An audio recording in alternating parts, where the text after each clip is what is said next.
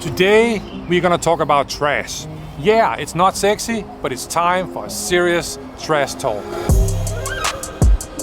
Why trash? Let me take you back to the World Cup in Qatar.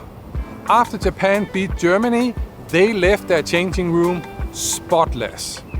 At the same time, the Japanese fans were walking the stands collecting trash. These photos were widely circulated and Japan received a lot of praise. Then 2 weeks ago, I went to Osaka in Japan and I saw this, and I thought, what is going on?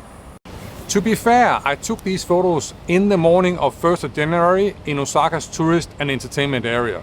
So yeah, it's the morning after the big party. But it still made me wonder, what is really going on with trash in Japan? And there is more. Let me explain.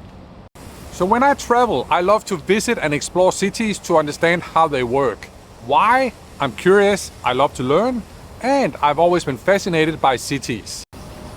So how do I explore a city? I do that mainly by walking.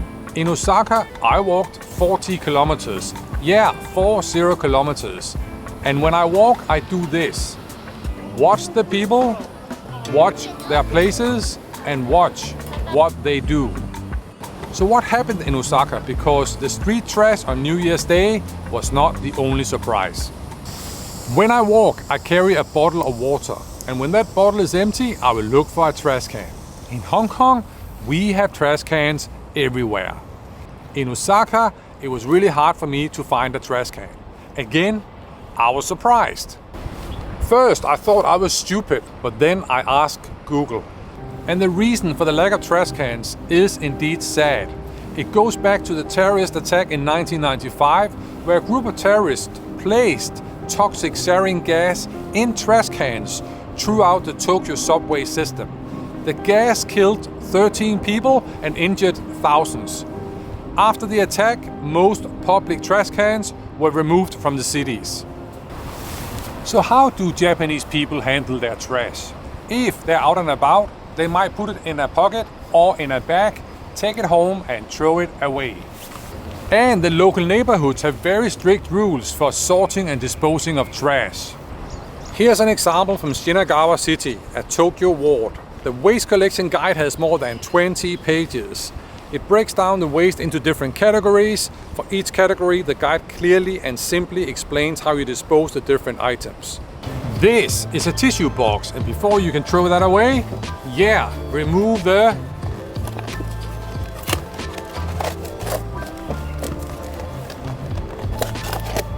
that is hard.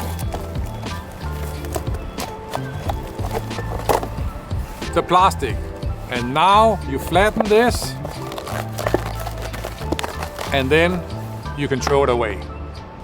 The guide includes the collection schedule for the different types of waste, and if you don't follow the rules, you will get fined.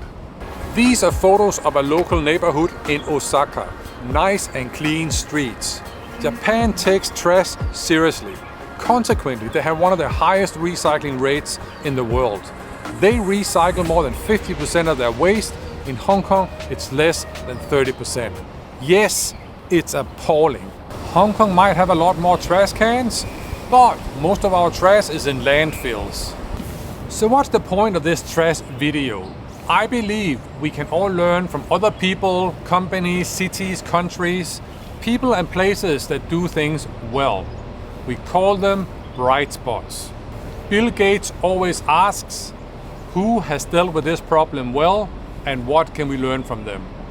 If I were running a city or country struggling with trash, it would make sense to look for inspiration in Japan. So ask yourself, what do I want to do better? Where can I find some inspiration? Where can I find a bright spot?